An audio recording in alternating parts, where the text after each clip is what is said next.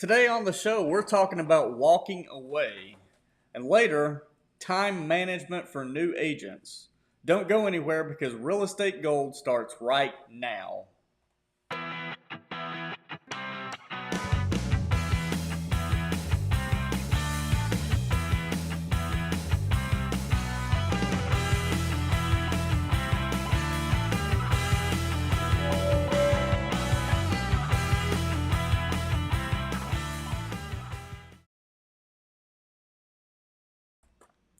Welcome to Real Estate Gold, the show where we talk about all things real estate related. I'm your host, John Sane, and I'm here with Micah McCrae, principal broker of the McCrae Real Estate Group.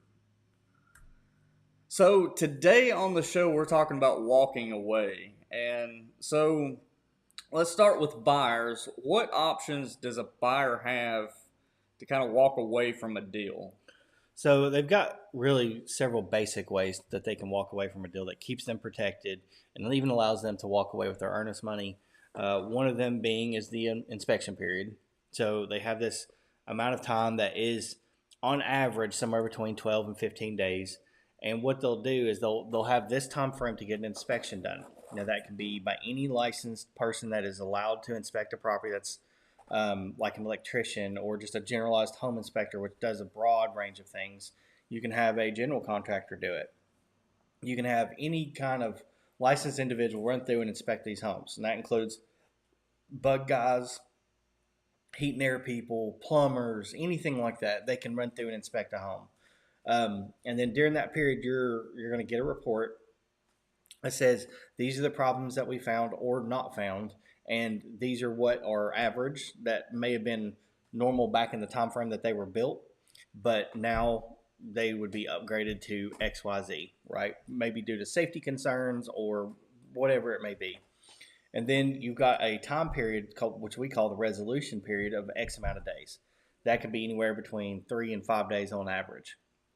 During that time frame, the buyer or the buyer's agent has to have a proposal submitted, which starts the resolution period.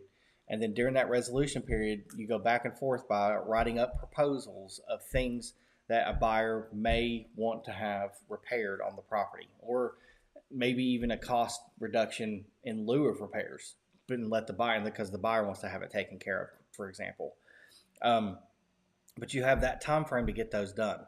Now, as a buyer, if it's too much stuff during that inspection period, you have the right to walk away instead of writing up a proposal.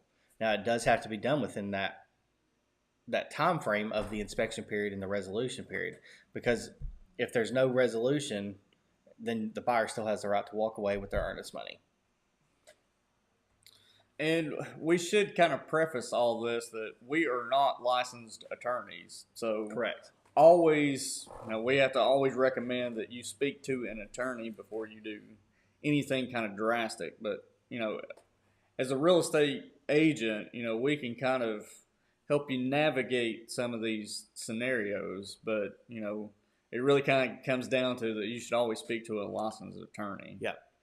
So, and leading into that, so what kind of scenarios is there where a buyer cannot legally walk away from a deal?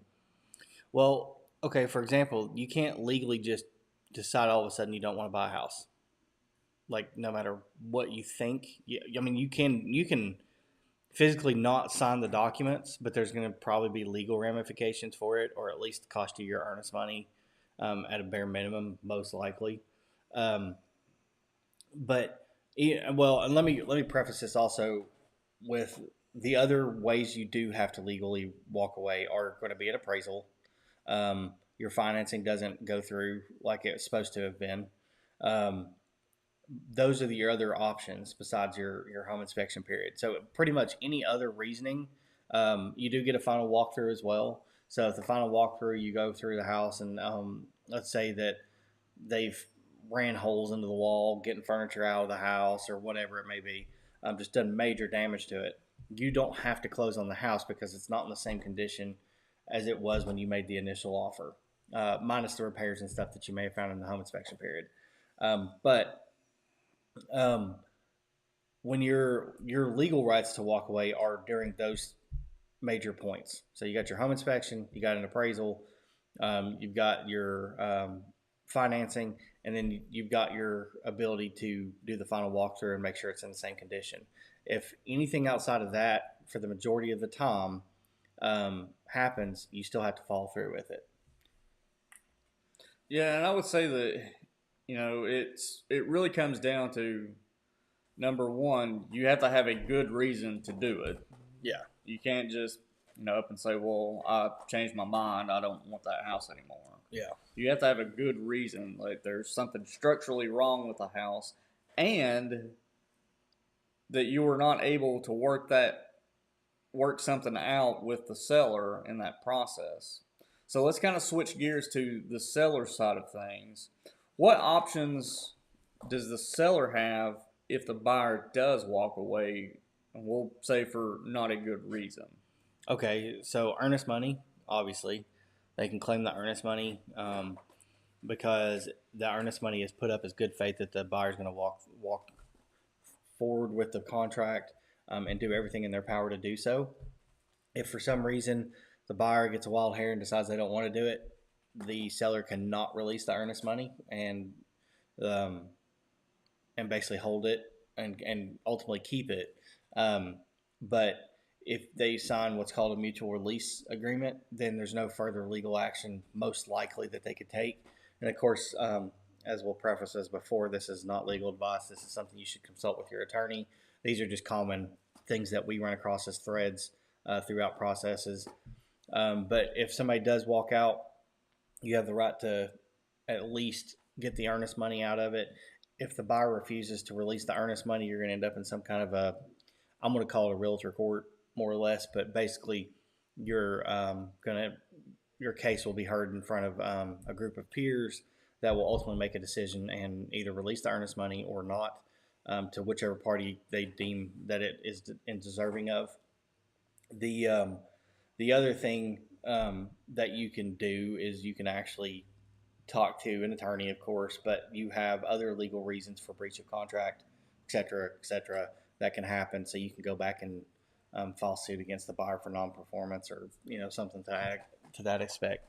But those are all things that you should be talking to an attorney about because there are so many individual things that happen that you should definitely be getting legal advice if you're coming to that point. I know based on certain situations with the buyer side of things, if they can't work out a deal, that the buyer can legally walk away from a property or a deal. Is there any way that a seller can walk away from a deal once that property is under contract? Not in the common way of saying it that they're forcing the walk away. Let me go into an example. So when you do an inspection, you're going to come to them and you're going to ask them for repairs. The repairs will either come out as forms of money, forms of having the seller do the repairs, but the seller has the right to say no. Basically, just flat out, I'm not doing it. They also have the right to give money and do all kinds of other manner of things. But when the seller comes in and says, no, I don't want to do it, they're either trying to force their hand to close it or kill the deal. So one of the, I guess, most common ways that we see in real estate where a buyer legally walks away from a deal is it happens more often with government-backed loans. So like a VA loan, USDA, where a home inspection is done and the home inspector finds issues with it, or even during the appraisal, which they also have the right to do a basic inspection of government loans because the government is asking them to not only look at the value of the property, but also a certain, I'm going to say, criteria exists for that loan to go through because they go on the appraisal report with the FHA-backed loans or VA loans or USDA loans.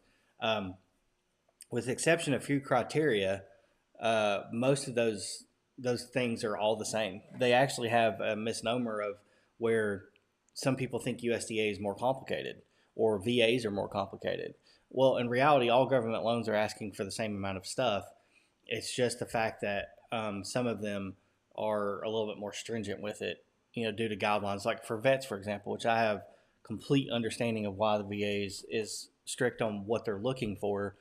Whereas like the FHA may ask for these things to be looked at, but maybe they don't mind as much as like a VA loan would, But personally, they're all out looking at the same stuff, and you could get a loan officer for any of them that's in the government side of it that will say no, these need to be fixed first. But I mean, kind of getting back to that is, let's take a VA loan for example. You have the home inspection, and the appraiser comes in, and let's say that they find, one of the big ones is GFCI outlets. Anything to do with safety, the appraiser is gonna flag. Mm-hmm. So hand railing. So if you've got a step that's more than 3 steps or 2 to 3 steps, it has to have a handrail on it. Yep. Well, let's say that the seller doesn't want to dump any more money into this property, so they refuse to make any of these changes, which means that the buyer legally can't do that unless the seller gives them permission to. Unless it's a VA, and then they can't even do it anyway. So let's say you can't work out that agreement to get all these things fixed, then the buyer can legally walk away from the deal because it's never going to be able to close. And the seller's forcing it in some of those cases. And sometimes they're doing it on purpose. Maybe they're not happy with a lot of things that were asked or whatever, and they just flat out refuse to do it. And that happens. Same goes for an appraisal. When an appraisal comes in, it's either valued at where it needs to be or a little bit above it, or it's below value. So the options are the buyer can either request that it be lowered to the purchase price or the appraisal price, or they can do, sometimes depending on how they're financing it, if they're financing it all, they can do like a medium ground, so they can bring cash to the table and make up the difference.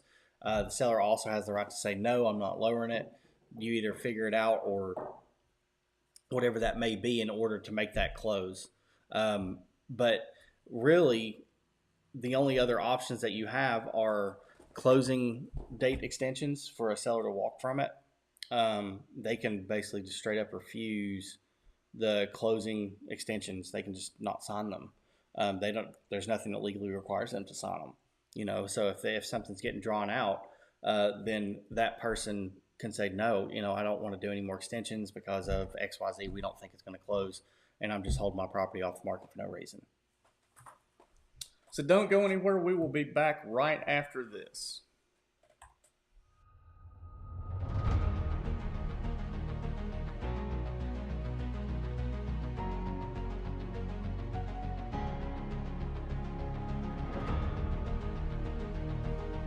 In Tennessee, the seasons come and go. But our season never ends.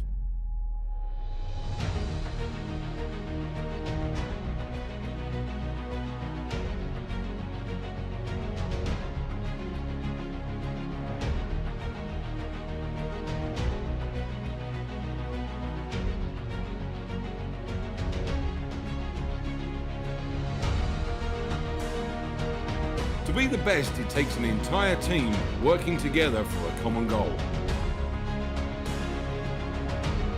The McRae Real Estate Group has a mission of changing the real estate industry.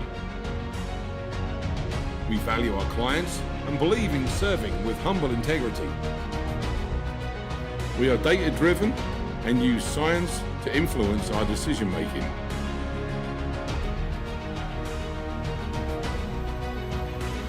Northeast Tennessee is our home, and home starts with us.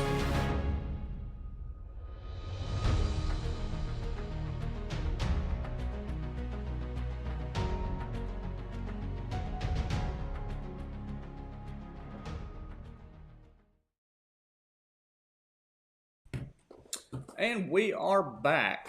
So our next segment for the show today is all about time management for new agents. So Micah, just kind of walk us through. Time management is probably one of the most important things that a new agent can kind of spend time, learning. So what are some of the things that they should take into consideration for time management? Well, I think all agents really need to focus on their prospecting time more than anything else. Sit down and have a dedicated time to prospect every single day. And then the more that you have time for prospecting, the better you're going to be, the better your pipeline's going to be later on. But also, if you've got time that you need to set aside for lead follow-up, for example, like whenever you do get a hold of people, there's going to be people that you're going to have to start following up with. Some people may not be ready to do something, let's say this week. They may be ready in 30 days or 60 days or 90 days or 6 months from now. So you've got to set these times to also do follow-up to help cover and remind yourself that, hey, I need to be setting up time frames to always follow up with people so I don't get sidetracked and forget to follow up. Because honestly, we're constantly working, we're constantly being talked to by different things, whether we've got listings or we've got buyers that are looking at properties. So we're constantly being bombarded by more than one subject or one item at a time. So it's good to have stuff on a calendar to help you keep track of your time frames and really protect those times to do what you need to do to keep moving forward and not fall back. Yeah, so one of the things that we implement here at the McRae Real Estate Group is that we really kind of focus our agents on is time blocking. So that way you don't really have to worry about what am I supposed to be doing during this time block. So, we've got number one, lead generation, and then you've got lead follow-up. Then you have to make time for appointments. But then you also don't want to forget about personal family time. So you always need time for yourself. Yeah, because there's a ton of people that I think forget that. Like they're so busy and trying to generate these leads or future clients or customers.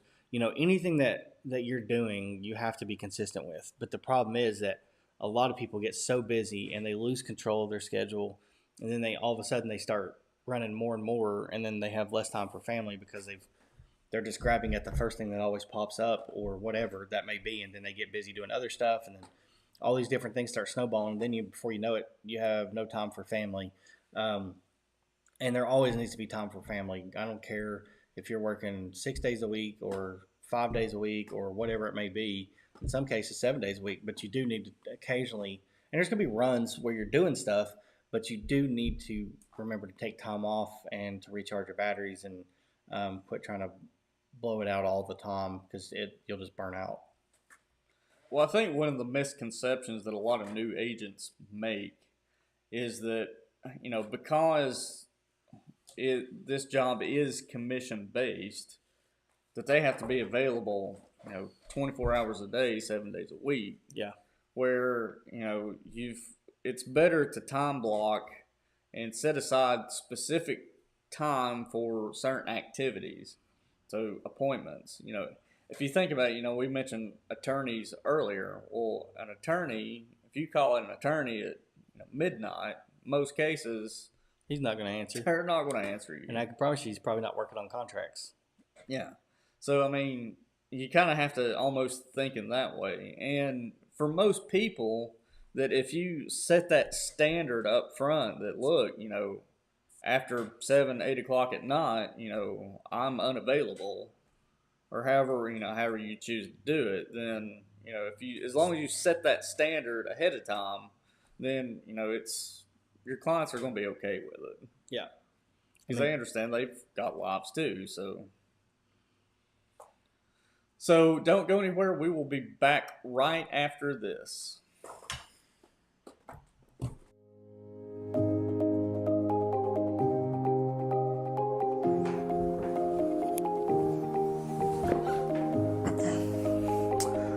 My name's John Sane, and I've been with the McRae Real Estate Group since 2018.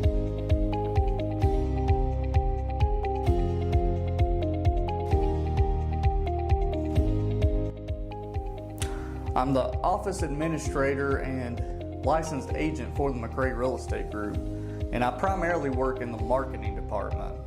I have a background in photography and videography, so I basically work as the company's photographer, and I also create a lot of our marketing materials. I'm a graduate of Chuckett Oak High School, and I have a biology and secondary education degree from East Tennessee State University. With my background in education, I help create a lot of our training materials and those step-by-step processes. And with my background in biology, it really kind of helps me in real estate because it allows me to analyze data and generate a lot of different reports, both for clients and the office. I think the real estate industry has a really bad reputation of being aggressive and a highly competitive environment. But, you know, my experience with the McRae Real Estate Group has been the complete opposite of that. Our entire staff is here to help aid and support our agents so that we can all be successful. Now, jumping into a new career where there's no guarantee of getting a paycheck is taking a big risk, and that can be a scary thing. But that's why our training program has been so important to the McRae Real Estate Group, because we try our best to set you up for success. But one of my favorite things about working for the McRae Real Estate Group is the freedom to work on the go. You know, as the office administrator, there's a lot of tasks that, you know, I have to take care of here in the office. But, you know, I recently took a trip out west, and while I was sitting in a parking lot in South Dakota, I was able to connect my laptop to my phone's internet service, and I was able to send off a couple of documents. So, you know, being able to work on the go has been a huge asset to working in real estate, especially the McRae Real Estate Group, because all of our systems and software we've set up so that we can work on the go. And, you know, that's been, to me, the biggest benefit. Now, working with great people makes coming into work not something I have to do, but something I want to do. And, you know, when you're all dedicated to helping each other grow and succeed, it just makes the world of difference and a great working environment. If you or someone you know is interested in starting a career in real estate, give the McRae Real Estate Group a call at 423-704-9866.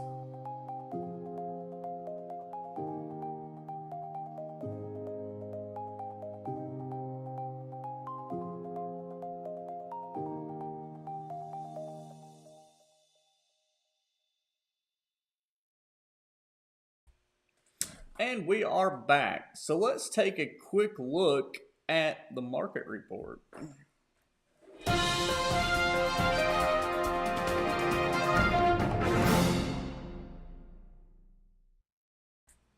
So the first one on the list is our absorption rate. So let's take a look at that. So the absorption rate for July was 1.37 months. Then our next one is our days on market. Our days on market didn't change in July, so it was 55 days. And then our list ratio, we're currently sitting at 99.1%. And then the average price for July was $280,040. So that will do us for our show today. I guess tune in next month. Yep. First Monday of each month is when we go live for our real estate gold. So hope you guys have a good rest of the month, and we will see you next time. Have a great week.